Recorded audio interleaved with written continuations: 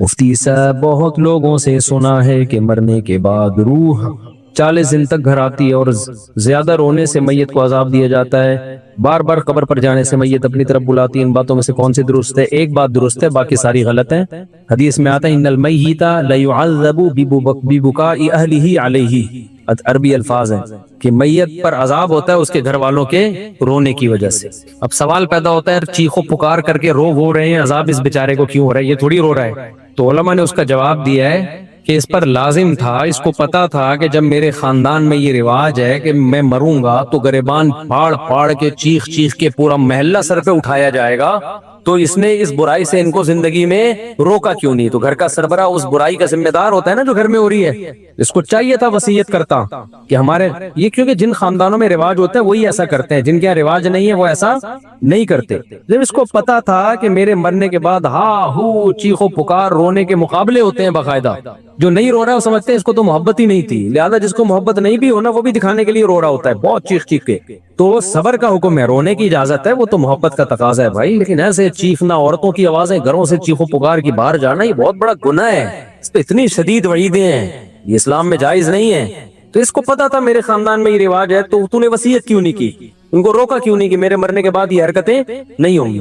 تو ایسی صورت میں اس کو بھی عذاب ہوگا جب کوئی روئے گا، کیونکہ اس گناہ کا ذمہ دار یہ بھی ہے۔ ان المیت لیعذب ببکاء اہلہ، تو اس کا مطلب یہ ہے کہ جس کو پتا تھا میرے مرنے کے بعد یہ سب کچھ ہوگا لیکن پھر بھی اس نے منع نہیں کیا خاندان والوں کو، تو اس کو پھر تکلیف ہوتی ہے، جتنا چیخو پکار ہوتی ہے، اس کو فرشتے مارتے ہیں، بولتے ہیں تیرا کیا کرائے، تیری تربیت ہے۔ لیکن اگر وہ وصیت کر چکا تھا اور ان کو سمجھا کے جا چکا تھا تو پھر قرآن میں صاف پتہ چلتا ہے لا تزر وازرۃ وزر اخری، کوئی دوسرے کے گناہوں کا بوجھ نہیں اٹھائے گا، پھر ان کے رونے چیخنے سے اس کو کوئی گناہ نہیں ملتا۔ حدیث میں آتا ہے ایک صحابی کا انتقال ہوا تو دوسرے نے بہت تعریف، مرنے کے بعد ہم تعریفوں کے پول باندھ دیتے ہیں نا، روایت میں یہ جو میں آگے پیش کر رہا ہوں آپ کے سامنے، بہت تعریفیں۔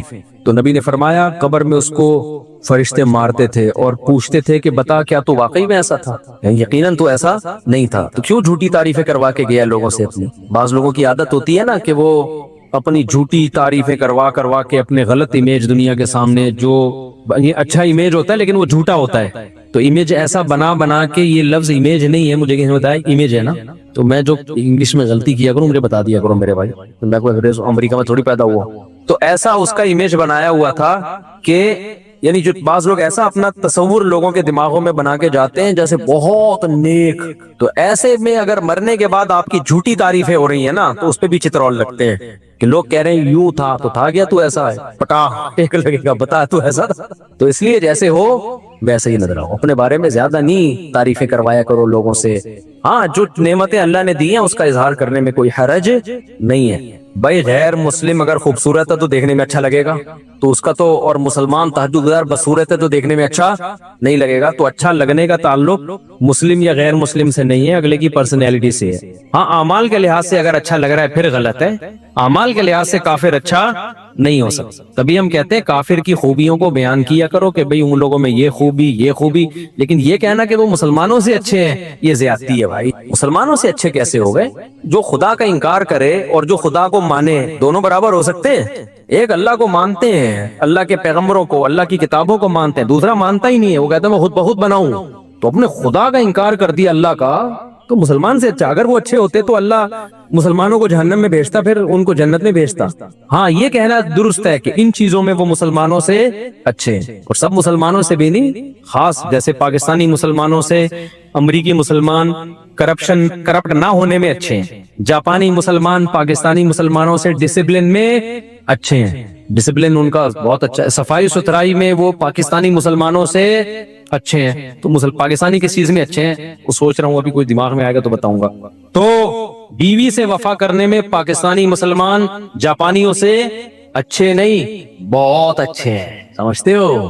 اور ایک اور چیز رہ گئی، بچے پیدا کرنے میں بھی بہت اچھے۔ تو چند چیزوں میں تو ہو سکتا ہے، یہ تو کافروں میں بھی تھا نا۔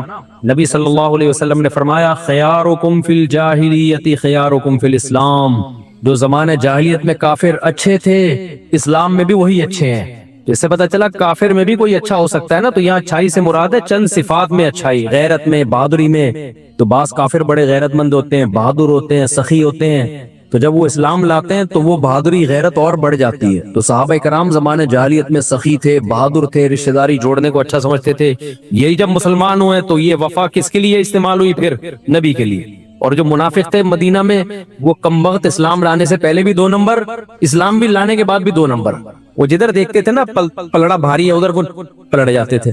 تو نبی کے جو رشتہ دار تھے قریشی ہاشمی, حضرت ابو طالب کو دیکھو, اگرچہ کفر میں موت ہوئی ہے لیکن رشتہ داری آخری دن تک نبھائی ہے نبی کے ساتھ کہ میرا بھتیجا ہے, میں اس پہ کسی کو انگلی اٹھانے نہیں دوں گا. 3 سال نبی صلی اللہ علیہ وسلم کو شعب ابی طالب میں آپ کا بائیکاٹ کر کے بند کیا گیا, پتے کھانے پڑے ہیں 3 سال, معاشی بائیکاٹ. ابو طالب نے غیر مسلم ہونے کے باوجود وقت کس کے ساتھ گزارا؟ پیغمبر کے ساتھ. کیوں؟ مشکل میں اپنی قوم کو نہیں چھوڑنا. ٹھیک ہے نظریے کا اختلاف ہے لیکن قوم کی بیس پہ ساتھ دے رہے ہیں. تو کسی بھی بیس پہ جب کوئی ساتھ دیتا ہے تو اس کے لیے غیرت کا ہونا ضروری. بے غیرت کیا کرتا ہے؟ جہاں کوئی مصیبت آئی ایک دم, ہمارے ایک دوست تھے, ان کہتے ہیں میرا ایک بڑا جگری دوست تھا نا, ہر وقت ساتھ. کہنے ایک دن 2-3 لڑکوں نے مجھے گھیر لیا پیٹنے کے لیے نا, کوئی پڈا تھا.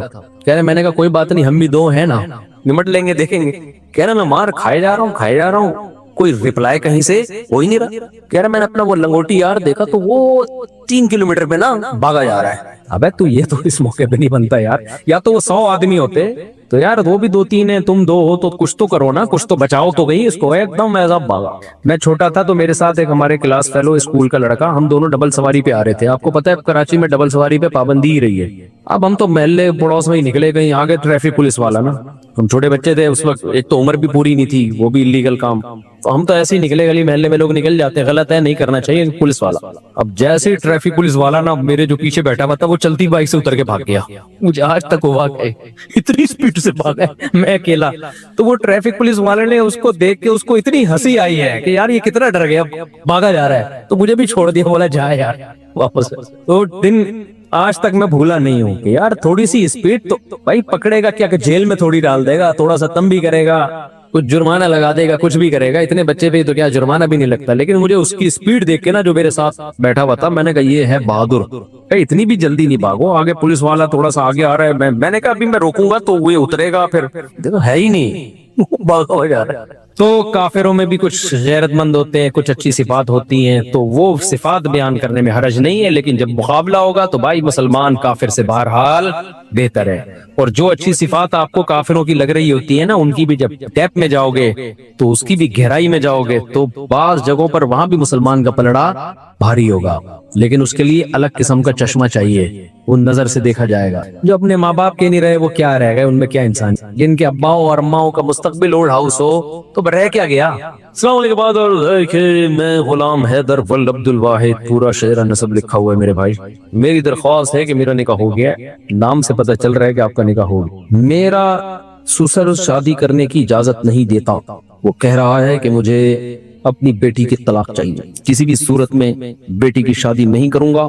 آپ اس بارے میں اسلامی طریقے سے, اچھا کسی بھی صورت میں شادی نہیں کروں گا, آپ اس بارے میں اسلامی طریقے سے مشورہ دیں کہ میں کیا کرنا چاہیے. دوسری شادی پر میرے بیانات موجود ہیں, اس کے کیا فضائل ہیں, اس میں کیا مشکلات ہیں, کس کے لیے جائز ہے کس کے لیے ناجائز ہے. میں عمومی بیان کرتا ہوں, کبھی کسی فرد واحد کو میں ترغیب نہیں دیتا کہ تو کر لے. مجھے نہیں پتا کہ اس میں تپڑ ہے یا نہیں ہے, کبھی کسی فرد واحد کو میں ترغیب نہیں دیتا. میں کبھی ان کو نہیں پکڑ کے کہوں گا یار تم نے کیوں نہیں کی, اتنے عرصے سے بیان سن رہے ہو تم کر لو, یہ میں کبھی بھی نہیں کرتا.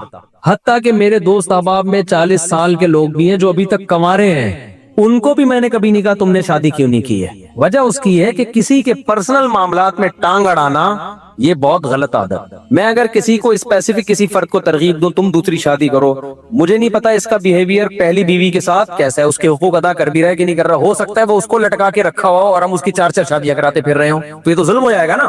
اور یہ بھی ممکن ہے حقوق ادا کر رہا ہو, تو یہ تمہاری ٹینشن ہے کہ تم حقوق ادا کر رہے ہو یا ادا نہیں کر رہے. ہم اسلام کا حکم بیان کریں گے جنرلی, افراد کو پکڑ پکڑ کے یوں سمجھانا کہ تو کر تو نہیں کر, یہ نہیں ہوتا. منع تو کیا ہے بہت سے لوگوں کو میں نے کہ تم نہیں کرو, کیونکہ جب مجھے ان کے حالات پتا چلے, انہوں نے مشورہ لیا نا, میں نے کہا تیرے بس کا نہیں ہے بھائی, تیری باتوں سے لگ رہا ہے تیری ٹانگیں ابھی کانپ رہی ہیں, تو نہیں, تیرے بس میں نہیں ہے. تو لیکن کسی فرد کو میں پکڑ کے ترغیب دوں کہ تم کرو, تم نے کیوں نہیں کی, تو ہاں مذاق میں دوستوں کی محفل میں ایک الگ بات ہوتی ہے, لیکن میں ویسے نارملی کبھی کسی کو ترغیب نہیں دیتا.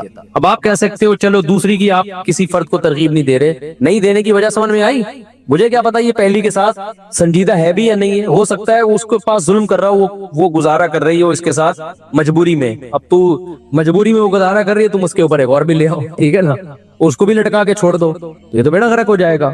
مجھے کیا پتا تم برابری کر سکتے ہو یا نہیں کر سکتے, پھر تم کر کہاں رہے ہو. بعض دفعہ آدمی شادی کر رہا ہوتا ہے, بھائی تم اتنی پیسے ہیں نہیں, تم شادی ڈیفینس میں کر رہے ہو, مالدار لڑکی سے کر رہے ہو, تو نہ تو اس کے قابل رہو گے نہ پہلی کے قابل. اس کا تو جیب خرچی 4-4 لاکھ روپے ہوتی ہے, پاکٹ منی. جو مالدار لڑکی ہے نا, پاکٹ منی اس پہ چل رہا ہوتا ہے 4 لاکھ پاکٹ منی. تو غریب آدمی بولے گا میں ٹماٹر بیچ کے 4 لاکھ تیری پاکٹ منی کہاں سے؟ تو بھائی تم نے کیوں کی ایسی جگہ پہ شادی؟ اپنی حیثیت دیکھ کے کرو نا, تم وہاں شادی کرو جو 5 روپے پاکٹ منی. ایسا ہوتا نہیں ہے, لیکن ایک مثال دے رہا ہوں میں. تو میں نہیں جانتا کہ بھائی یہ اس قابل ہے یا نہیں ہے. کسی شخص میں فرد واحد کو, متعین فرد کو کبھی ترغیب نہیں دیتا. تو کرے گا خود, جب مسائل کھڑے ہوں گے تو بلی کس پہ ڈال دے گا. مفتی صاحب نے مجھے مشورہ دیا تھا, مفتی صاحب نے بولا تھا. تو بھائی ہم نہیں جانتے آپ کو, ہم تو ایک جنرلی حکم بیان کریں گے کہ جس میں 2 بیویوں میں عدل کی طاقت ہے, دونوں کے حقوق ادا کر سکتا ہے کہ نہیں کر سکتا, یہ خود فیصلہ کرو. اس کو چاہیے کہ کر گزرے اور کر کے بتا دے کہ ہو گئی. باقی کس میں طاقت ہے کس میں نہیں ہے, یہ آپ نے فیصلہ کرنا ہے, یہ میں نے فیصلہ نہیں کرنا. آپ کہہ سکتے ہو چلو 2 شادیوں والے کو آپ مشورہ نہیں دیتے, تو کنوارے کو آپ تو دے سکتے ہو نا, جو آپ کے 40 سال کے دوست کنوارے ہیں, ان کو کیوں نہیں دے رہے؟ بھائی یہ بھی کسی کی نجی زندگی ہے, مجھے نہیں پتا اس کی کیا مجبوریاں ہیں. بعض دفعہ صحت کے ایشوز ہوتے ہیں, وہ نہیں شرما کے بتا رہا ہوتا. ہم کیوں کسی کا راز دنیا کے سامنے فاش کریں؟ وہ مجھے تھوڑی بتائے گا میرے اندر طاقت نہیں ہے. بعض دفعہ طاقت ہوتی ہے, مرد ہوتا ہے پورا انسان, لیکن اور کوئی مسائل ہوتے ہیں اس کے. تو جب کسی کی ڈیپ میں جاؤ تو پتا چلتا ہے نا کس کے ساتھ کیا مسائل چل رہے ہیں. تو بھائی شریعت نے ہمیں حکم دیا ہے کسی کے پرسنل معاملات میں گھسنے کی آپ کو اجازت نہیں ہے. کہ یہ کیوں نہیں کر رہا ابھی تک میرے بیان میں 10 سال سے بیٹھ رہا ہے, اس نے ابھی تک دوسری شادی کیوں نہیں کی, اس نے پہلی کیوں نہیں کی. بھائی جان بیان میں بیٹھ رہے ہیں, نظریہ درست ہو رہا ہے, عمل کرنا نہ کرنا یہ اس کا ہیڈیک ہے, یہ ہمارا ہیڈیک نہیں ہے. اور نام بدگمان ہوتے ہیں. میرے جو دوست 45 سال کے ابھی تک شادی نہیں کی, وہ بدگمان بھی نہیں ہوتا, ان کا ذاتی معاملہ ہے, یہ خود بہتر سمجھتے ہیں. تو اس لیے میں آپ کو بھی ترغیب نہیں دوں گا. جن نے پرچی دی ہے نا, یہ مجھے نہیں پتا آپ کا اپنی پہلی وائف کے ساتھ سلوک کیسا ہے, آپ دوسری کر سکتے ہو نہیں کر سکتے. اب لوگ آتے ہیں میرے سسر کو سمجھا دے کہ مجھے دوسری کی اجازت دے دے. سسر کبھی اجازت نہیں دیتا, اور سسر سے اجازت لے کے کرنے بھی نہیں چاہیے, کیونکہ باپ بیٹی کا رشتہ, بہن بھائی کا رشتہ شریعت نے ایسے بنایا ہے کہ اسلام یہ رشتوں کو توڑنا نہیں چاہتا. باپ اگر اجازت دے گا نا لڑکی کا, تو بیٹی کے دل میں کیا آئے گا, مجھ پہ سوکن آئی ہے کس کی وجہ سے, میرے باپ کی وجہ سے. تو اس کا ریلیشن کس سے خراب ہوگا, بولو, باپ سے. اسلام یہ پسند نہیں کرتا. کبھی نبی نے 2 بہنوں سے نکاح کرنے کی اجازت نہیں دی. فرمایا 2 بہنوں سے نکاح کرو گے تو رشتے توڑ دو گے, کیونکہ بہن کی محبت سوکن کی نفرت میں تبدیل ہو جائے گی. سمجھتے ہو گے نہیں سمجھتے؟ تو اسی طرح یہ کہ میرا جو ہے نا سالہ مجھے اجازت دے کہ میں دوسری شادی کروں گا, سالہ کبھی اجازت نہیں دے گا. تو اس لیے وہ ہے سالہ. دوسرا اس لیے بھی نہیں اجازت دے گا کہ شریعت تو اس کو مکلف ہی نہیں بنایا اس کا, کیونکہ تم کرو گے تو بہن کا بھائی سے رشتہ کیا ہوگا, خراب. بہن بولی کہ میرا گھر تباہ کرنے والا میرا بھائی ہے. تو اس لیے بھائی یہ سسرال سے پوچھنے کا کام ہے ہی نہیں. تپڑ ہے تو پاس کر, ورنہ برداشت کر, یہ کام. اور کرو جب حقوق ادا کرو. تو کون کرے گا کون حقوق ادا نہیں, یہ مجھے نہیں پتا بھائی. اس لیے ہم جنرلی ایک شریعت کا حکم بیان کرتے ہیں. قرآن نے بھی حکم بیان کیا کہ جو 2 بیویوں میں برابری کرے وہ 2 3 4 شادیاں کرے. اللہ نے الگ الگ نام لے کے نہیں بتایا کہ انڈا موڑ پہ فلاں صاحب بھی کریں, اور پٹیل پاڑا پہ فلاں صاحب بھی کریں, اور ڈیفنس میں فلاں صاحب, اور 14ویں صدی میں فلاں لوگ کریں, اس اسٹیٹس کے لوگ کریں, اس اسٹیٹس کے لوگ نہ کریں. یہ کہیں نہیں, جنرلی حکم دے دیا بھائی جو ان قواعد پہ پورا اترتا ہے ترغیب دے دی کرے, کیونکہ بیوہ طلاق یافتہ عورتیں سوسائٹی میں بہت زیادہ ہیں. تو اس لیے مجھے کبھی بھی یہ میرے پاس, کیونکہ بہت آتے ہیں لوگ, میرے ابا کو سمجھائیں, میرے ماموں کو سمجھائیں, میرے چاچے کو سمجھائیں. میں نے کہا بھائی میں اپنے والوں کو نہیں سمجھا سکا تھا, تمہارے والوں کو کہاں سے, اپنے والوں کو کون, ہم ان کو نہیں سمجھا پاتے, ہم تمہارے والوں کو بھی ذمہ داری ہم لیں. اور پھر جب پٹو گے تو ہم پہ بلی آئے گی. شادی تم کر رہے ہوگے, بلی کس پہ آئے گی؟ مفتی صاحب نے بولا تھا. تو کافی ہو گیا میرا خیال ہے. اور یہاں سے کسی نے کوئی سوال پوچھنا ہو؟ السلام علیکم مفتی صاحب. وعلیکم السلام. میری وائف اوپر ہے, میں آپ سے 2 منٹ بات کرنا چاہتا ہوں اکیلے میں. ابھی کر لیں. میری وائف اوپر, وہ آپ سے ملنا چاہتی ہے. ہم دونوں 2 منٹ لگیں گے سر, 2 منٹ, بہت دن ہو گئے. چلو پھر بیان کے بعد مل لیں. بھائی کو دے دو جلدی سے, بس نمٹاتے ہیں اس کو, ٹائم کم, مقابلہ سخت. صاحب آپ کے کچھ پہلے کے بیانات ہیں کہ آپ نے کہا تھا کہ وہ جب کربلا کا واقعہ ہوا تھا تو پانی بند نہیں ہوا تھا, تو اس پہ بہت سارے کلپ اور حدیثوں کے ریفرنس کیا تھا کہ پانی بند ہوا تھا، اور پھر آپ کے کچھ بیانات وہ تھے کہ جب وہ حضور کی جو گھر والے ہیں اس میں آپ نے کہا تھا گھر والوں میں اہل بیت میں بیویاں آتی ہیں سب سے پہلے، تو حضرت عائشہ اور باقی بیویاں، تو اس میں انہوں نے کہا تھا ایک روایت پیش کی تھی کہ وہ جب چادر تھی تھی تو اس میں حضرت سلمان، مباہلے کے لیے نبی صلی اللہ علیہ وسلم گئے تھے تو چادر میں 5 تو اس سے نا آپ کو یہ کہتے ہیں بعض لوگ، وہ بعض ہیں کہ آپ یہ لوگ جو ہے نا اقراری یعنی انکاری نہیں ہے لیکن اقراری بھی نہیں ہے اہل بیت کے، یعنی اقرار بھی نہیں کرتے صحیح طریقے سے۔ ہم نے ہرگز انکار نہیں کیا کہ نبی نے مباہلے کے وقت جن افراد کو، جن مقدس ہستیوں کو اپنی چادر میں لیا تھا وہ اہل بیت نہیں ہے، یہ بالکل جھوٹ ہے۔ ہم ان کو بھی اہل بیت مانتے ہیں اور نبی کی بیویوں کو بھی اہل بیت مانتے ہیں، کیونکہ سورہ حجاب میں اللہ نے نبی کی بیویوں کو اہل بیت کا لقب دیا ہے، اس سے بڑی دلیل کیا ہوگی؟ باقی کربلا کے واقعات کو میں اس لیے بیان نہیں کر رہا، وہ اس وقت جو شیعہ سنی کا پھڈا پارا چنار میں بھی آپ نے دیکھا ہے، ایک جنگ چھڑ گئی ہے، تو اس وقت شیعہ سنی لڑائی ختم کرنے کی ضرورت ہے۔ تو ان ٹاپکس پہ جتنا کم بولو گے اتنی لڑائی کم ہوگی، اور جتنے اختلافی مسائل کو ابھی ہمارا ملک اس کا متحمل نہیں ہے، تو ابھی یہ نہیں ہے کہ آپس میں لڑنا شروع کر دیں، اور یہ تو ملک کا تو یہ تو بیرونی طاقتیں ہیں جو شیعہ سنی فساد ابھی کروانا شروع کریں گی، تو اس لیے اس جنگ کو ختم کرنی ہے۔ تو ختم ایسے ہی ہوتی ہے کہ ان ٹاپک پہ، تو اس لیے جو پرانے ہیں نا ان کو پرانا ہی رہنے دیں، ٹھیک ہے؟ تو باقی کوئی اگر پھر بھی پوچھنا ہے تو تحریری لکھ کے بھیج دیں، تو ہم یہاں سے تحریری جواب بھیج دیں گے، لیکن انٹرنیٹ پہ کوئی بھی چیز جائے گی تو اس میں بڑا خطرہ ہوتا ہے کہ ایک فساد کھڑا ہو جائے گا۔ عالم کا کام یہ نہیں ہوتا کہ جو آتا ہے بس بولنا شروع کر دے، اس پہ دیکھا جائے گا کہ اس کا اثر سوسائٹی پہ کیا پڑے گا، اور ان موضوعات کی ابھی ہمیں ضرورت بھی ہے یا نہیں ہے۔ اہل بیت سے محبت تو سب کے ایمان کا جزو ہے، اور اہل بیت کے تو ہم زیادہ قائل ہیں بھائی، ہم تو اہل بیت سے محبت کو اپنے ایمان کا جز سمجھتے ہیں۔ السلام علیکم۔ وعلیکم السلام۔ جب ہم قربانی کا عقیقہ کر سکتے ہیں، مائک کو قریب کرو یار۔ قربانی جب ہم کرتے ہیں تو اس کے اندر عقیقہ شامل، ہاں عقیقہ بھی کر سکتے ہیں، ایک ہی حصے میں نہیں، ایک ہی گائے میں عقیقے کا حصہ بھی ڈالا جا سکتا ہے اور قربانی کا حصہ بھی ڈالا جا سکتا ہے، یعنی الگ حصہ ہوگا، عقیقے کا الگ ہوگا، قربانی کا الگ۔ اگر کوئی بندہ تشہد کی جگہ فاتحہ یا فاتحہ کے تشہد پڑھ لے سجدہ سہو کا کیا جی ہاں سجدہ سہو کرنا پڑے گا اس کو۔ عمرے کے لیے 3-4 عورتیں جا سکتی ہیں جن کی کوئی محرم نہیں ہو، نہیں جا سکتی بھائی، محرم کا ہونا ضروری ہے، جوان عورت کے لیے محرم کا ہونا ضروری، بوڑھی عورتیں گروپ میں بھی جا سکتی ہیں۔ اچھا بھائی میں شادی شدہ ہوں، بیوی حاملہ ہے، تو اب میں خواب میں، اچھا نبی صلی اللہ علیہ وسلم نے آ کر مجھے ایک نومولود بچہ پکڑا دیا اور فرمایا اس کی حفاظت کرنا کیونکہ آنے والے ٹائم میں مجدد ہوگا۔ ہاں میرے بھائی آپ اپنا جو ہے تھوڑا سا اس طرح کے خوابات جب آنا ہو آدمی کی کھپڑی آؤٹ ہونا شروع ہو جاتی ہے۔ میں نے دیکھا، مجھے ابھی کچھ دن پہلے ایک بندہ ملا، پشاور سے آیا ہوں، اور کہنے لگا آپ کے بارے میں مجھے خواب آیا ہے، نبی صلی اللہ علیہ وسلم نے خواب میں آ کے کچھ یہ بتایا کہ یوں کرو آپ کے بارے میں۔ میں نے کہا السلام علیکم۔ وعلیکم السلام، سب چیک اگلا بھائی چلو بھائی۔ تو مجھے ہمارے ایڈمن نے کہا یار اتنا عظیم خواب سنا رہا ہے، آپ نے لفٹ ہی نہیں کرائی۔ میں نے کہا بھائی پتہ نہیں سچا سنا رہا ہے جھوٹا سنا رہا ہے، اور اگر خواب سنا بھی رہا ہے تو اس کی تعبیر کیا ہے، یہ اس میں ٹائم لگتا ہے۔ تو ایسے ہی تھوڑی جو بھی آگے خواب سنائے اچھا ارے یار بیان میں لاؤ بھائی۔ تو میں نے کہا اپنے اعمال درست کر رہو، پھر غلط خواب بھی آئے تو کوئی فکر کی بات نہیں، اپنے اعمال اگر صحیح نہیں ہے تو جتنے مرضی اچھے خواب آئیں متاثر ہونے کی ضرورت نہیں ہے۔ تو اس لیے فوکس عمل کو زیادہ کرو۔ باقی نبی کا خواب میں آنا بہت بابرکت عمل ہے، لیکن یقینی تو ہو نا۔ کوئی بھی آگے بول دے مفتی صاحب میں نے آپ کے بارے میں خواب دیکھا، میں کیسے یقین کر لوں بھائی؟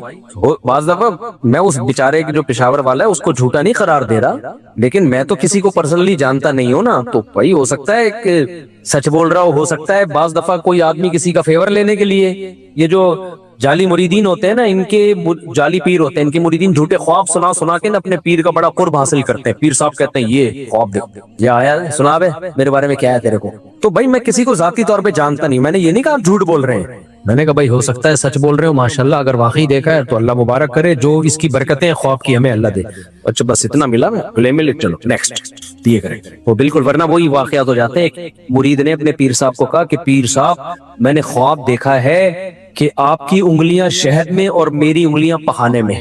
پیر صاحب نے کہا، اب پیر صاحب بھی نا اگر انسان ہوتے تو بولتے یار کچھ بھی آ سکتا ہے خواب میں، اگر شہد میں انگلیاں ہیں بھی تو میرا عمل اگر ٹھیک ہے تو انگلیاں شہد میں ہونے اس کے بغیر بھی میں ٹھیک ہوں، اگر میرا عمل خراب ہے تو انگلیاں شہد میں ہونے سے میں ٹھیک نہیں ہوں گا۔ یہ کہہ دیتے جان بچ جاتی۔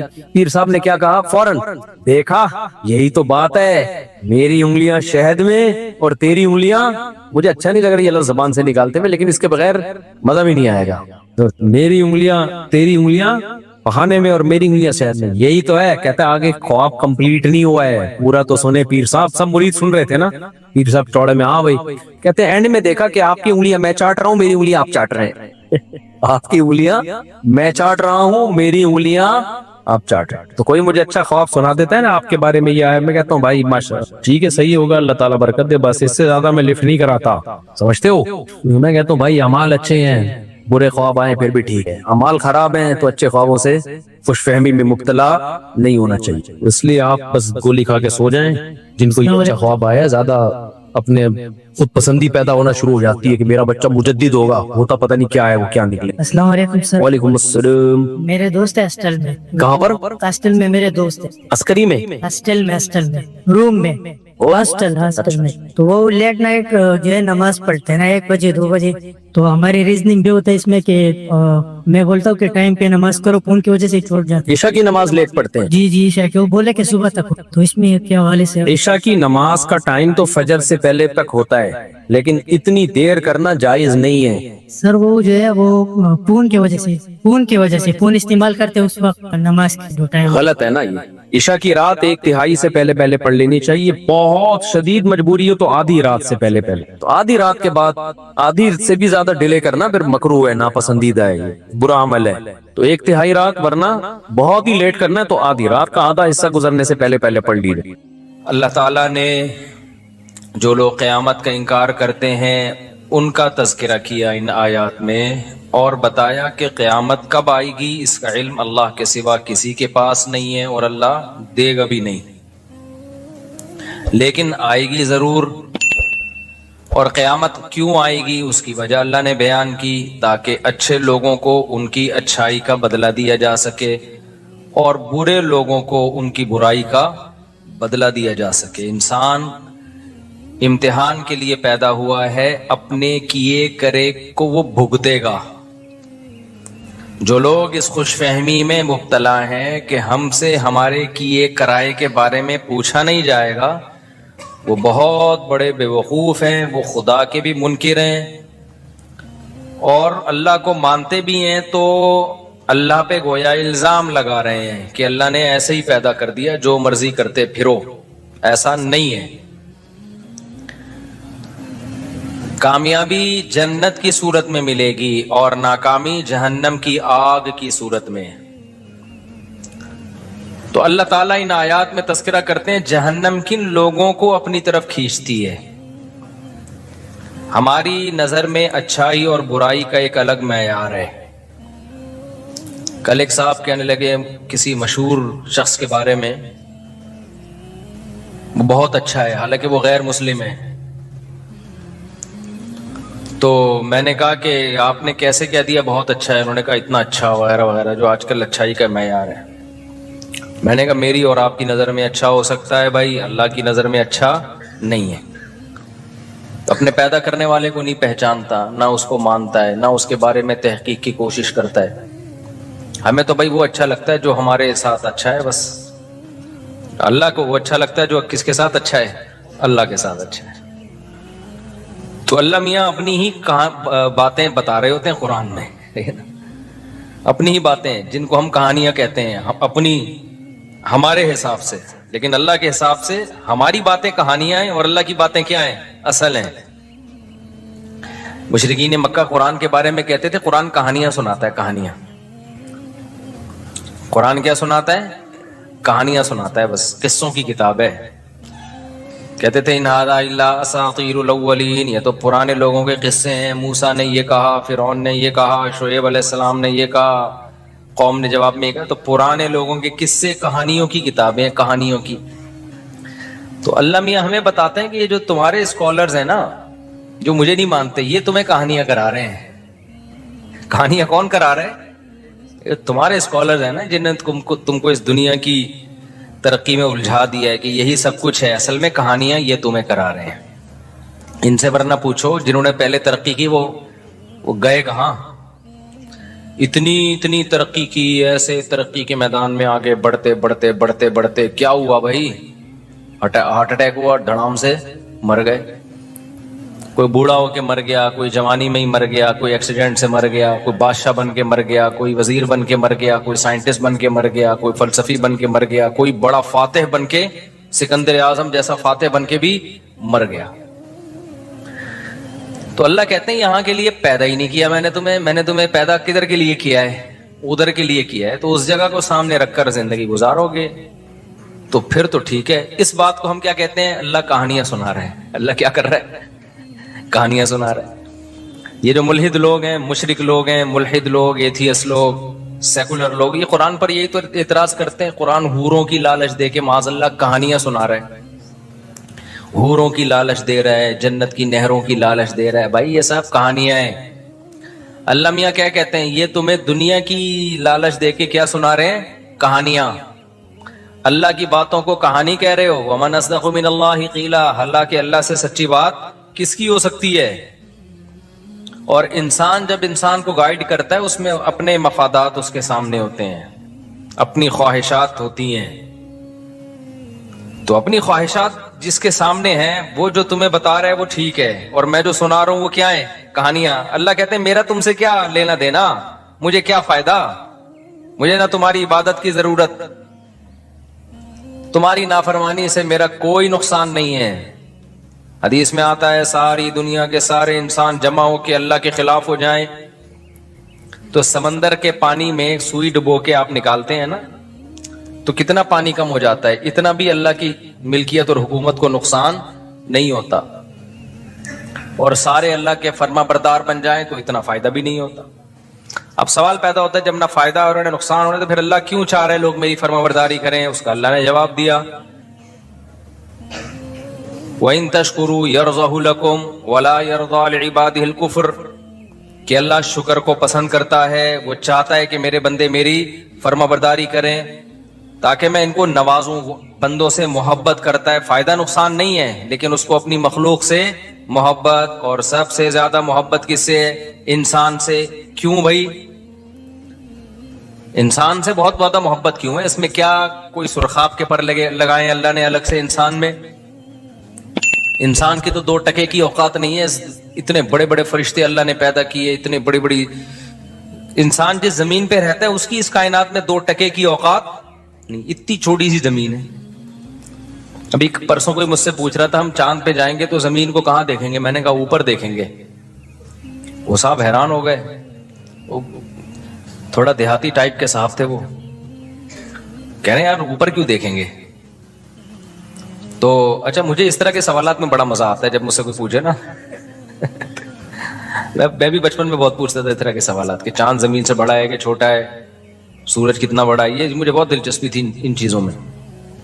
تو میرے بھائی بھی مجھ سے پوچھتے تھے ہم جب زمین چاند پہ جائیں گے تو زمین کو کہاں دیکھیں گے؟ میں بڑا کنفیوز ہوتا تھا یار واقعی ہم زمین کو دیکھیں گے کہاں؟ تو کسی دیہاتی نے مجھ سے یہ سوال پوچھ لیا. دیہاتی تھے تو وہ شہری لیکن اسٹائل یعنی مزاج گاؤں والا. تو میں نے کہا بتاؤ جب ہم چاند پہ جائیں گے زمین کو اوپر دیکھیں گے نیچے؟ انہوں نے کہا بھائی نیچے دیکھیں گے, ہم اوپر گئے ہوئے ہوں گے نا. تو میں نے کہا نیچے دیکھیں گے تو نیچے اپنے پاؤں ہوں گے. جب ہم چاند پہ جا کے زمین کو دیکھیں گے تو نیچے چاند پہ بھی تو کھڑے ہی ہوں گے نا. تو نیچے کیا آسمان ہوگا؟ اگر یہ نیچے زمین ہوگی تو سر ہمارا کہاں ہوگا پھر؟ تو بیچارہ گھومتا ہی رہا. میں نے کہا نیچے اترا چاند سے, زمین پہ ہی ٹھیک ہے, آپ زمین پہ ہی کیا ہو. یہ بات یہاں آپ کی سمجھ میں نہیں آئے گی, ورنہ اصولی بات یہی ہے کہ جب ہم چاند پہ جائیں گے تو ہم چاند پہ یہاں کے حساب سے اوپر ہوں گے, لیکن چاند کے حساب سے زمین اوپر ہوگی ہمارے, کیونکہ اوپر اور نیچے ہونا یہ امور اضافیہ میں سے ہے. امور اضافی سمجھتے ہیں؟ ہاں بھائی السلام علیکم.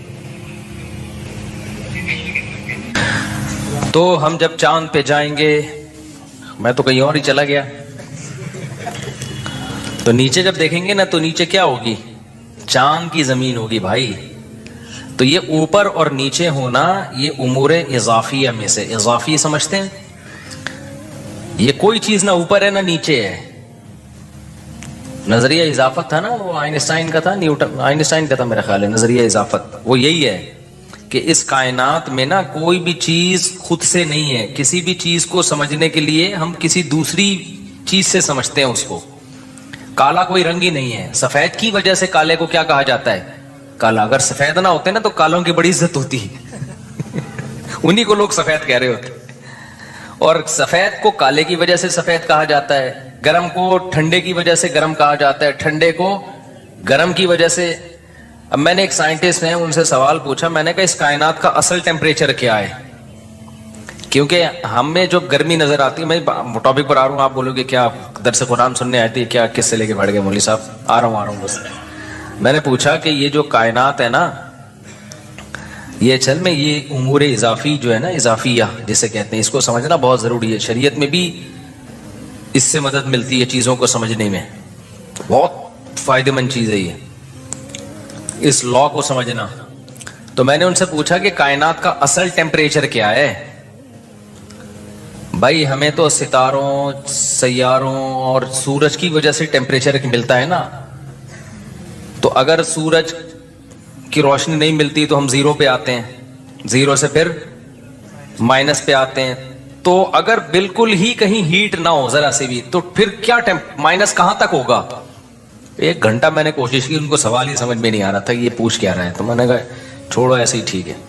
तो अभी भी मेरा सवाल है कि कोई तो टेम्परेचर असल होगा ना, कि अगर कायनात में कहीं भी हीट ना हो तो फिर इस कायनात का असल ओरिजिनल टेम्परेचर होता क्या है वो?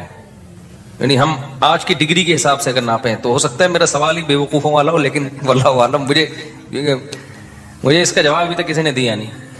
खैर, तो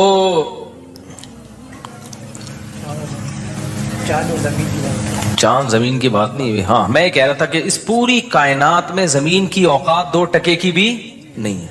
यानी अगर कायनात से कंपेयर करें ना तो जर्रे का जर्रे का जर्रे का जर्रा भी नहीं है। इतनी बड़ी बड़ी कहकशाएं जो सितारों का झुरमट लेके घूम रही हैं, एक एक सितारा सूरज से लाखों गुना बड़ा, और सूरज हमारी जमीन से 9 लाख गुना बड़ा। जब 9 लाख सोचा करें ना तो सोचें एक जमीन, फिर एक और जमीन, फिर एक और जमीन, फिर एक और जमीन, फिर एक और जमीन, फिर एक और जमीन। इसको भाई थोड़ी नहीं है, बहुत बहुत बड़ा है सूरज। और बहुत बड़ा होने के साथ क्या हीट है, आग का अंगारा है भाई, इतनी हीट है उसके अंदर। तभी तो अल्लाह कहता है वलिल्लाहि खज़ाइनुस समावाति वल अर्ज़, आसमान और जमीन के खजाने किसके पास हैं? अल्लाह के पास। हमारे यहाँ गैस का प्रॉब्लम, आज मेहमान आए और गैस रोटी पकाने, पकते हुए गैस ही चली गई कराची में। उन्होंने कहा था मैं घर की रोटी खाऊंगा, तो हमने कहा चलो घर की रोटी बनवाएंगे आपके लिए। रोटी बढ़ गई बेचारी, तंदूरी की रोटी, खुद भी खाई उनको भी खिलाई। तो हम तो इसको यहाँ के हिसाब से देख रहे हैं ना, गैस को देख रहे हैं। भाई अगर कायनात में जाओगे तो ये तो कुछ भी नहीं है, इतने वसाइल हैं इस कायनात में। इंसान की तो ये जो कहते हैं ना इंसान के खुराक के जखीरे कम हो रहे हैं, बहुत बड़ा लतीफा है ये। इस पे हंसा करो। जब आपके यूनिवर्सिटी के टीचर कहा करें ना बच्चे इतने पैदा हो रहे हैं, एक्चुअली हमारे पास वसाइल नहीं है, तो आप कहो सिर्फ ये लतीफा पुराना हो गया, कोई नया लतीफा सुनाए आप। ये बहुत बड़ा लतीफा है ये जो कहते हैं ना इतने बच्चे, इंसानों की आबादी बढ़ रही है तो हमारे पास वसाइल क्या हो रहे हैं? कम हो रहे हैं, ये स्पेस कम हो रही है। ये मिंबर पे बैठा हूं, मजाक नहीं कर रहा मैं। जैसे मैंने कहा था ना अदालती खुला कलदा में, लोगों ने कहा मुफ्ती साहब इतने बड़े बड़े दावे कर देते हैं। अदालती खुला पे मैंने जो दावा किया वो इतने कॉन्फिडेंटली जब मैंने कहा ना ये जो आजकल अदालती खुला चल रहा है वही है, फजूल है। ये तो ना शिया मानते हैं ना, ये तो आसमानी मजाहिब भी नहीं मानते इसको। तमाम आसमानी मजाहिब में तलाक का हक किसके पास है? मर्द के पास है। ईसाइयत में भी, यहूदियत में भी। चेंज कर दिया हो तो एक अलग बात है। शियों के नजर में भी ये तो जनरल मुशर्रफ से पहले कोर्ट में भी यही था कि डिवोर्स का हक किसके पास है? मर्द के। ये तो अब इंजीनियर अली मिर्जा ने आके ये चेंज किया है इसको। इससे पहले तो सारी दुनिया सब इसमें मुत्तफिक थी। तो ये ऐसे ही थोड़ी मैंने कह दिया इतने कॉन्फिडेंटली। तो इसी तरह मैंने कहा जो 3 तलाक के 3 होती है, इतने कॉन्फिडेंटली कह दिया ना मैंने, तो एम लोग समझते हैं एम फेंक दी मुफ्ती साहब ने। और एक और में मैंने जो दावा किया ये आमिलों के बारे में, वही होते हैं, तो ऐसे ही थोड़ी फेंक दी है कॉन्फिडेंटली। आदमी मिंबर पे इतना बड़ा दावा थोड़ी करता है, समझते हो? तो इसी तरह एक और है जो मैं बड़े दावे के साथ कहता हूं, वो भूल गया। और इसी तरह ये भी कि ये जो कहते हैं ना आबादी बढ़ने से वसाइल घट रहे हैं, जमीन में जगह कम पड़ रही है, बड़े मसाइल हो जाएंगे, तो ये बहुत बेहतरीन क्या है? हंसने के लिए बहुत अच्छा लतीफा है। जब आपके यूनिवर्सिटी में टीचर ये कहा करें ना, देखें हमें कंट्रोल करना है और वसाइल हमारे पास कम है, तो आपने सर ये लतीफ़ा पुराना हो गया, ठीक है कोई नया लतीफ़ा लेकर आए। कोई इनके पास ना कैलकुलेशन है इसकी, कुछ भी नहीं है। इतने वसाइल है ना इस वक्त कायनात में कि आबादी 10 गुना भी बढ़ जाए तो कोई फर्क पड़ने वाला नहीं है, इतने वसाइल हैं। छोटी सी मिसाल दे देता हूं आपको, मैंने इधर भिंडी लगाई हुई है, थोड़ी सी भिंडी यहां पे, इतनी सी जगह पे, वो भिंडी निकलना शुरू हुई है ना, तोड़ो थोड़े दिन में फिर। तो मैंने कहा यार ये में तो तजर्बा है, आपके पास छोटी सी जमीन हो, आप पूरे खानदान की सब्जी उससे पूरी कर सकते हो, तजर्बा करके देख लें आप। छोटी सी जमीन आप ले लो ना, तमीज से आप उसमें गार्डनिंग करो, आपको वहीं की आपके घर के लिए आलू प्याज टमाटर उधर ही का पूरा हो जाएगा। तो जमीन तो बहुत अभी ज़राअत के काबिल खाली पड़ी हुई है, इतनी जमीन है कि आपकी सोच ना गोश्त खाने के लिए कम है। अभी तो समंदर पे इंसान ने सही तरह तवज्जो नहीं दी है, खाली एक समंदर में इतनी मखलूक है ना जो तुम्हारी खुराक की सारी जरूरतें पूरी कर लेती है, जबकि इंसान की बॉडी की नीड इतनी सारी चीजें है ही नहीं। सहराओं में जाके देखो, खाली रोटी पे ही 100-100 साल निकाल देते हैं वो लोग, तो फजूल किस्म का, बस जो गैरों ने दावा कर दिया दुम हिलाई उनके सामने। तो ये बड़ी पानी इतना कि सब डूब के मर जाएं उसमें। ये कहते हैं ना पानी के ज़खायर कम हो रहे हैं, ये लतीफे हैं, इन पे हंसा करो, ठीक है ना, बहुत अच्छे अच्छे लतीफे हैं। तो लोग जो गुर्बत से मरते हैं ना, ये भूख से मरते हैं, वो डिस्ट्रीब्यूशन में नाइंसाफी हो रही होती है। वो तो करोड़पति बाप के करोड़पति घर हो, उसमें भी अगर 9 बच्चे वो जायदाद पे कब्जा करके बैठ जाएं और एक को रोटी भी ना दें, तो वो भी उस बंगले में भी भूख से मरेगा वो। खैर ये भी टॉपिक नहीं है, तो मैं हर बयान में थोड़ा थोड़ा तड़का लगाता रहता हूं। तो पता है वसाइल कम नहीं है, कम क्या चीज है जिसकी वजह से गुर्बत आती है? उन वसाइल को इस्तेमाल करने वाली कुव्वतें, और वो कुव्वत क्या है? इंसान। उस कुव्वत की बेस कहां से शुरू होती है? मशीनें भी कौन बनाता है? यानी कुव्वत है ना, तो वो उसके पीछे इंसान होता है। इंसान का दिमाग इस्तेमाल होता है, वो मशीनें इजाद करता है। इंसान के बाजू इस्तेमाल होते हैं, वो मशीनों को इस्तेमाल करता है। तो जितने इंसान होंगे ना, आपके पास ज़हीन दिमागों का रेशो उतना बढ़ जाएगा, इजादात के चांसेस उतने बढ़ जाएंगे, मजदूर उतने ज्यादा होंगे। कुछ लोगों को अल्लाह ने खोपड़ी नहीं दी होती, उनको अल्लाह ने मजबूत बाजू दिए होते हैं, वो गड़े खोद देते हैं। कुछ लोगों को अल्लाह ने खोपड़ी ऐसी दी होती है कि वो सिर्फ खोपड़ी इस्तेमाल करते हैं, और वो लाखों आदमियों का काम एक खोपड़ी कर लेती है। तो जब आबादी बढ़ती है तो खोपड़ियां भी बढ़ जाती हैं, उनका रेशो, ज़हीन खोपड़ियां। और आबादी बढ़ती है तो मजदूरों का रेशो भी क्या होता है? हर तरह की प्रोडक्ट मार्केट में ज्यादा, तो तरक्की तो होगी ना।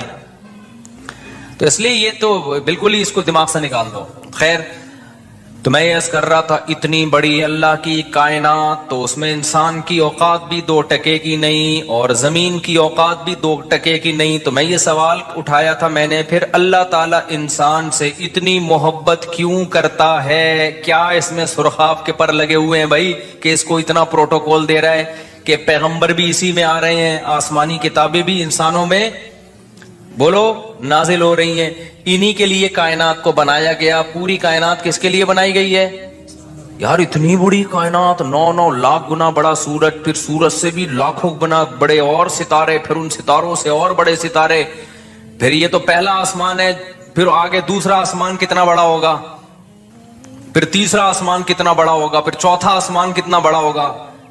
जिस आसमानों में पूरे पूरे 3-3, 4-4 आसमान समोए हुए हैं, कितने बड़े बड़े, ये तो हमारी तसव्वुर से भी क्या है। तभी मुल्हिद लोग ये एतराज उठाते हैं कि अगर हम इस्लाम को बरहक मान लें तो इसका मतलब वो इंसान जिसकी औकात कीड़े मकोड़ों से भी कम है, वो जमीन जिसकी औकात इस कायनात में जर्रे के बराबर भी नहीं है, तो सवाल पैदा होता है इस कायनात का बनाने वाला इतनी पिद्दी सी मखलूक को इतनी वैल्यू क्यों दे रहा है?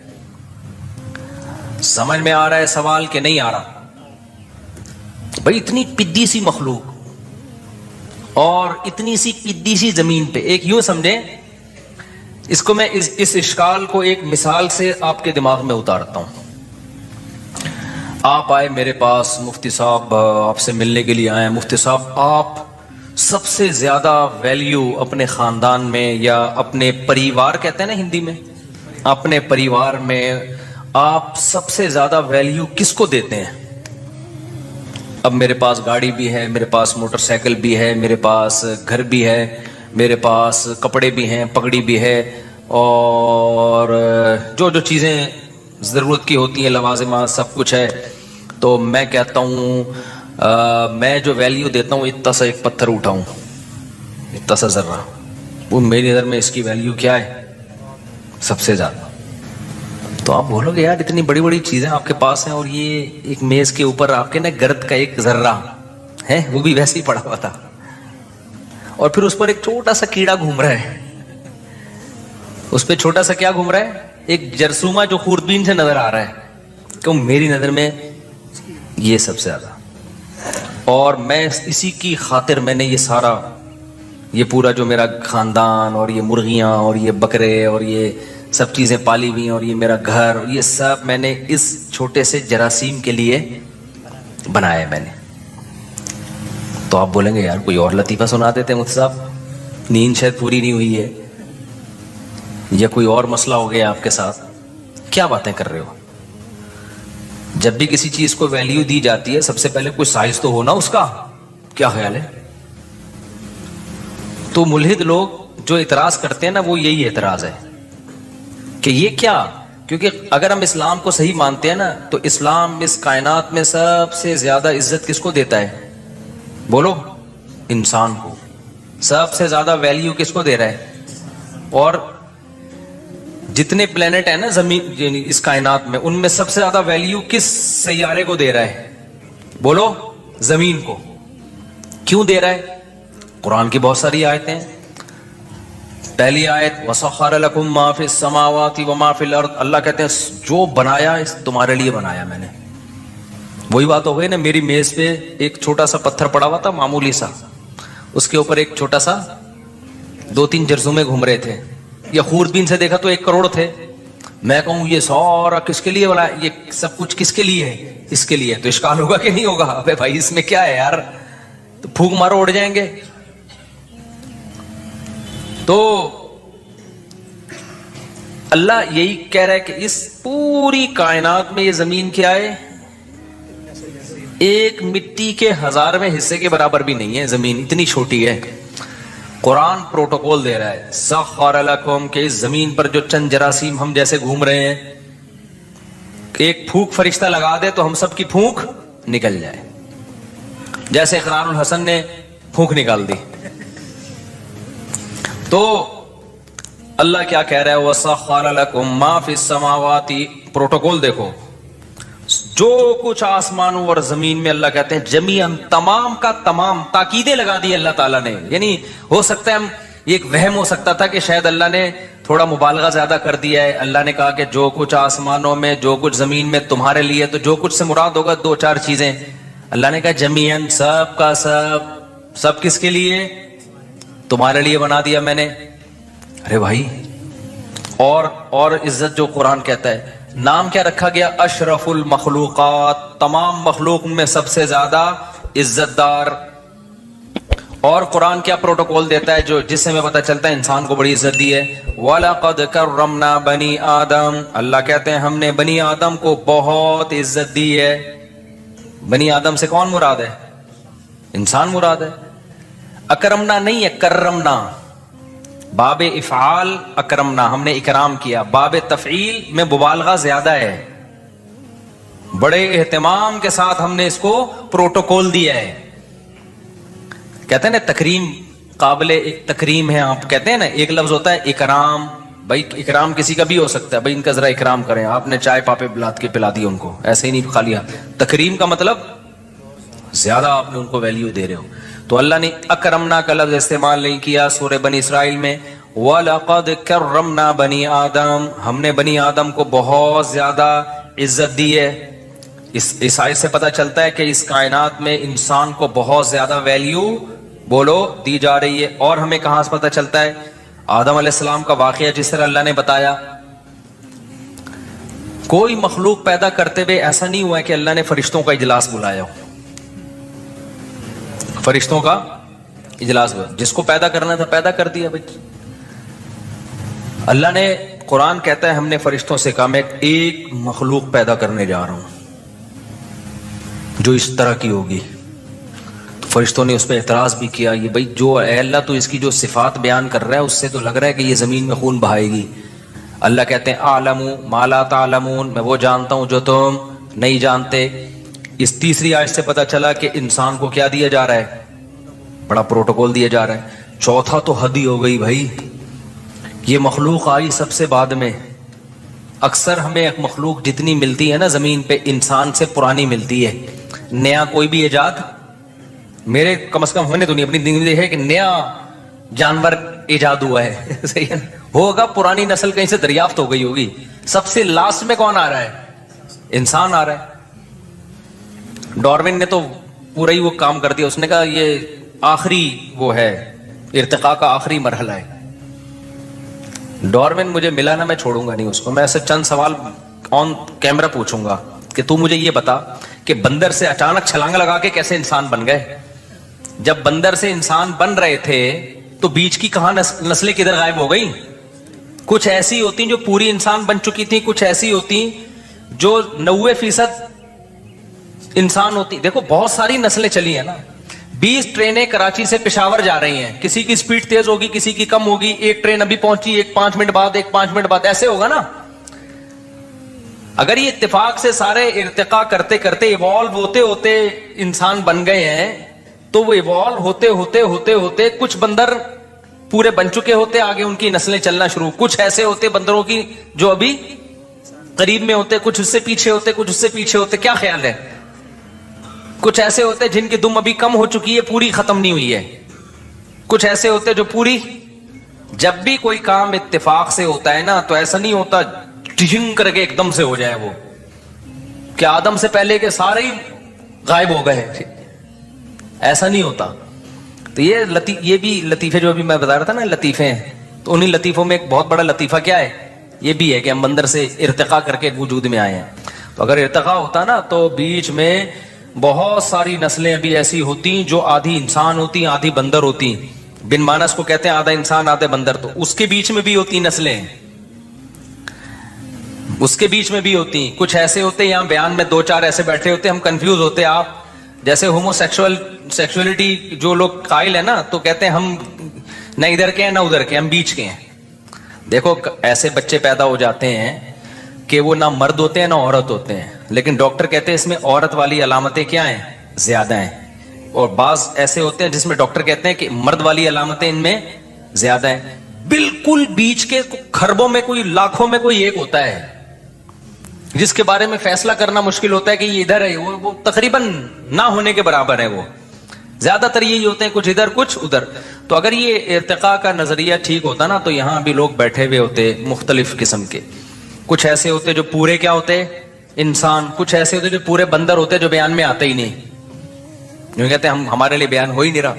کچھ ایسے ہوتے جو تھوڑے تھوڑے نسلیں ہوتی جو ابھی انسان, جنہوں نے 1 لاکھ سال کے بعد جا کے انسان بننا ہے, اور 1 لاکھ سال پہلے وہ بندر تھے, ابھی وہ بیچ کے راستے میں ہیں. تو وہ آدھی بات میری ان کی سمجھ میں آ رہی ہوتی, آدھی ان کی سمجھ میں. بھائی دماغ نے بھی تو, ڈاکٹر کہتے ہیں نا ارتقاء کیا ہے, ایک دم سے تھوڑی اتنا ذہین بن گیا. تو بیچ کے دماغ ایک دم شارٹ کیوں ہو گئے؟ اس پہ کہتے ہیں کوئی بڑا ڈیزاسٹر ہوا ہے, کوئی حملہ ہوا ہے, کوئی دھماکہ ہوا ہے جس سے سارے ہی مر گئے, کوئی جنگ ہوئی ہے. ایسا نہیں ہوتا بھائی. جنگیں انسانوں میں ہوئی ہیں تو کوئی قوم پوری ختم نہیں ہوئی اب تک کسی جنگ میں. کچھ نہ کچھ 2-4 بچی جاتے ہیں, اس کے جو پھر دوسری قوم سے کراس بریڈنگ کر کے نکل جاتے ہیں وہ. تو یہ کیسے ایک دم ختم ہو گئے؟ تو کچھ بیانات میں لوگ بیٹھے ہوئے ہوتے, کچھ پورے وسیم بھائی ہوتے, کچھ پورے ستار بھائی ہوتے, کچھ پورے بن مانس جیسے ہوتے, وہ بیان میں آتے ہی نہیں, ظاہر ہے ان کے لیے بیان ہو ہی نہیں رہا. کچھ ایسے ہوتے جو میرا بیان آدھا سمجھ رہے ہوتے, آدھا نہیں, آدھا سمجھ اس لیے رہے ہوتے کہ آدھے انسان بن چکے ہیں, وہ آدھا دماغ ان کا ذہین بن چکا ہے. آدھا بیان اس لیے نہیں سمجھ رہے ہوتے کہ آدھے وہ ابھی بندر ہی ہیں. کچھ ایسے ہوتے 75% انسان ہوتے اور 25% وہ کیا ہوتے, بندر ہوتے. یہ ہونا چاہیے تھا, یہ نہیں ہے. اس کا مطلب یہ شروع سے ہی پھینکی گئی ہے بہت لمبی. تو یہ نہیں ہوا ایوالو. اور بات یہ ہے کہ پہلی دفعہ کیسے بن گیا, یہ سیل وجود میں کیسے آ گیا, وہ تو خیر یہ اس پہ میں کئی دفعہ بیان کر چکا ہوں. تو اللہ تعالیٰ نے آدم کو پیدا کر کے جو پروٹوکول دیا ہے نا، اف، اتنا پروٹوکول کسی مخلوق کو نہیں. ایک تو سب سے لاسٹ میں لایا جا رہا ہے، مہمان خصوصی اکثر آخر میں آتے ہیں، اور بعض لوگ لیٹ ہی اس لیے ہوتے ہیں اپنی ویلیو جتانے کے لیے. پروگرام میں ان کو 8 بجے بلایا تھا، 11:15 بجے پہنچ رہے ہوتے ہیں، یہ بتانے کے لیے کہ ہم بہت مصروف آدمی ہیں. تو یہ بے وقوفی کی بات ہے. تو لاسٹ میں آ رہے ہوتے ہیں، اسٹیج پہ لایا جاتا ہے. تو انسان کو اللہ تعالیٰ نے ساری مخلوق پیدا کر دی، سورج چاند ستاروں کا نظام، پورا ایک منظم نظام سسٹم وجود میں آ گیا. سسٹم نہیں، سسٹم. تو یہ جو سسٹم ہے نا ہمارے ملک پہ جو چل رہا ہے، اگر نظام کائنات میں بھی سسٹم چل رہا ہوتا تو چلتا یہ سسٹم کب سے برباد ہو چکا ہوتا. تو اللہ تعالیٰ نے سب سے آخر میں کس کو پیدا کیا؟ آدم کو. یہ بھی عزت دی ہے. پھر کتنا پروٹوکول دیا، فَإِذَا سَوَّيْتُهُ وَنَفَخْتُ فِيهِ مِن رُوحِي فَقَعُوا لَهُ سَاجِدِينَ. یہ سب ہمیں عزت دی جا رہی ہے. یہ میں پتہ ہے کیوں یہ سوال کو اتنا آپ کے دماغوں میں ڈال رہا ہوں اور پھر اس کے جواب کو اتنا فوکس کر رہا ہوں، تاکہ ہمیں اپنی ویلیو سمجھ میں آئے. اتنی عظیم مخلوق فحش فلمیں دیکھنے کے لیے پیدا نہیں کی جاتی. اتنی عظیم مخلوق شراب اور کباب کے لیے پیدا نہیں کی جاتی. اتنی عظیم مخلوق عیاشی کے لیے پیدا کرنا مقصد نہیں تھا. اتنی عظیم مخلوق کھانے پینے اور غل غپاڑوں کے لیے نہیں ہے. اس لیے میں اس سوال کو نا آپ کے دماغوں میں اچھی طرح سے بٹھا رہا ہوں. تو اللہ تعالیٰ نے آدم علیہ السلام کو جب پیدا کیا، فَإِذَا سَوَّيْتُهُ وَنَفَخْتُ فِيهِ مِن رُوحِي فَقَعُوا لَهُ سَاجِدِينَ. اللہ نے کہا فرشتوں کو، کیونکہ سب سے افضل مخلوق فرشتے تھے، تو اللہ نے سب سے افضل مخلوق کو حکم دیا کہ تم نے آدم کو سجدہ کرنا ہے. تو یہ سجدہ کر کے بتا دیا کہ آج کے بعد سب سے افضل کون ہے؟ آدم اور اس کی اولاد، فرشتے ہو. تبھی تو شیطان جو ہے نا اکڑ گیا تھا کہ یہ کیا بھائی. شیطان نے وہی اعتراض کیا جو ملحدین اعتراض کر رہے ہیں کہ اتنی چھوٹی سی زمین پہ اتنی چھوٹی سی مخلوق کو اتنا پروٹوکول، جن کے پاس تو پاور زیادہ ہوتی ہے. سمجھ رہے ہو؟ جنات جو سلیمان علیہ السلام کے دور میں پتہ نہیں کیا کیا اتنے بڑے بڑے کام کر رہے ہوتے تھے. تو اس کو یہی تو غصہ آیا کہ بھائی یہ میرے سامنے، خلقتہ من صلصال من حمأ مسنون. اے اللہ تو نے، اچھا سائز میں بھی انسان بہت چھوٹا، اور جس چیز سے پیدا کیا جا رہا ہے نا وہ بھی کوئی مشک و عنبر کے ٹیلے نہیں ہیں یا کوئی ہیرے جواہرات نہیں ہے جس سے انسان کو بنایا جا رہا ہے. سڑا ہوا گارا، یہ قرآن کے الفاظ ہیں. ایسا گارا تھا جس میں سڑان پیدا ہوئی ہے. جو آدم علیہ السلام کے بننے کا جو پروسیس تھا نا، جو جس مٹی سے آدم کو بنایا جا رہا تھا، اس میں بھی بدبو پیدا ہوئی ہے. جیسے بچہ جب ماں کے پیٹ میں ہوتا ہے نا، جب ادھورا ہوتا ہے تو کیا خوشبودار ہوتا ہے وہ. جب حمل ضائع ہو جائے نا، بچے میں بہت شدید بدبو ہوتی ہے. جب وہ گوشت کا لوتھڑا اگر پریگنینسی شروع کے دنوں میں ضائع ہو جائے نا، شدید بدبودار چیز ہوتی ہے وہ. تو شیطان نے کیا اعتراض کیا تھا؟ من صلصال من حمأ مسنون. بھئی یہ اسمیل والی مٹی جس کو سڑایا گیا ہے، اس سے کیا بنایا جا رہا ہے؟ یعنی جس مادے سے بنایا جا رہا ہے وہ بھی کوئی مشک و عنبر نہیں ہے. اور انسان کی بھی پیدائش دیکھ لو جو ماں کے پیٹ میں ہوتی ہے، منی کے قطرے سے جسم سے نکل جائے تو غسل فرض ہو جاتا ہے، اس کے بغیر نماز نہیں ہوتی. ایسا ناپاک. اور پھر خون سے بنایا جاتا ہے. یہ دونوں چیزیں کیا ہیں؟ گندی اور ناپاک ہیں. تو جو ملحد لوگ اعتراض کرتے ہیں نا، اس سے بڑا اعتراض تو شیطان نے کیا تھا کہ جس چیز سے بنایا جا رہا ہے، یہ اس چیز سے بنایا جا رہا ہے اور میں کیا کروں؟ اس کو سجدہ کروں. تو میرے بھائی وہ سوال. اور لیکن اللہ کہتے ہیں اتنا پروٹوکول دیا کہ میں نے. اور پھر ایک پروٹوکول تو یہ کہ فرشتوں کو حکم دیا، دوسرا یہ کہ جس نے سجدے سے انکار کیا نا اس کی ایسی کی تیسی کر دی. ایک الگ سے پروٹوکول ہے انسان کو کہ سب کو کرنا ہے، جو نہیں کرے گا اس کو چھوڑوں گا نہیں میں. آپشنل نہیں ہے، اختیاری نہیں ہے. شیطان نے کہا نہیں، تو اللہ نے کیا کہا؟ چلو تمہاری مرضی، چلو بھائی. یہ مجھے اور آپ کو اللہ نے عزت دی ہے کہ اللہ نے کہا کہ شیطان کو تجھے سجدہ کرنا ہے، نہیں کرے گا دربار سے نکل جا، دفع ہو جا یہاں سے. تبھی تو طیش میں آیا وہ اب تک، اور سسٹم کروا دیا ہمارے ملک میں اس نے. یہ سارے جو سسٹم چل رہے ہیں اس کے پیچھے کون ہے؟ اصل تو وہی ہے نا. تو اتنا پروٹوکول، اتنا پروٹوکول، اتنا پروٹوکول، اور پھر اور بھی بہت ساری آیتیں. پھر اللہ نے پیغمبر بھیجے کس میں؟ انسانوں میں. کتنے بڑے بڑے پیغمبر بھیجے انسانوں کو اتنا فوکس کر رہے ہیں اللہ تعالیٰ. موسیٰ علیہ السلام کو کتنی ٹینشنوں میں ڈالا گیا، اپنے کلیم کو. محمد صلی اللہ علیہ وسلم جو اللہ کے انتہائی محبوب، ان کو کتنی پریشانیوں میں میری اور آپ کی خاطر ڈالا گیا. ابراہیم علیہ السلام کو ہجرت پہ مجبور کروایا گیا، شعیب علیہ السلام، صالح علیہ السلام، ہود علیہ السلام، سارے پیغمبروں کو تانے ملے، لوط علیہ السلام. لیکن اللہ کیا کر رہا ہے؟ نہیں، اس انسان کو نہیں ایسے لاوارث چھوڑوں گا، اس کو سمجھاؤ یہ سیدھے راستے پہ آ جائے. بھائی اتنی عزت اللہ کیوں دے رہا ہے؟ نہیں آتا تو نہ آئے. آپ کو جس بچے سے محبت ہوتی ہے آپ چاہتے ہو نا یہ ٹھیک ہو جائے. جس بچے سے محبت نہیں ہو آپ کہتے ہیں، جیسے گوروں کو اپنے بچوں سے زیادہ محبت نہیں ہوتی، وہ کہتے ہیں انسان کا بچہ بن جائے، ٹھیک ہے نہیں بن جا تو کوئی اتنی بڑی پرابلم کی بات نہیں ہے. چرس پی لو، کچھ بھی کر لو، تمہاری لائف ہے، انجوائے کرو. ان کو زیادہ ٹینشن نہیں ہوتی. ریلیشن کا اتنے مضبوط نہیں ہے نا جتنے ہمارے یہاں ہیں. تو بھائی اب کیا ہے؟ تو اس کی وجہ کیا ہے؟ اللہ تعالیٰ نے اتنا پروٹوکول پتہ ہے کیوں دیا ہے؟ اور اچھا یہ اعتراض اللہ نے بھی اٹھایا ہے. کلا انا خلقناہم مما یعلمون. اللہ کہتے ہیں انسان اگر یہ سمجھتا ہے کہ یہ اپنی ذات کے اعتبار سے، اپنے مادے کے اعتبار سے بہت عزت والا ہے، تو نہ ہرگز ایسا نہیں ہے. ہمیں معلوم ہے ہم نے انسان کو کس چیز سے بنایا ہے.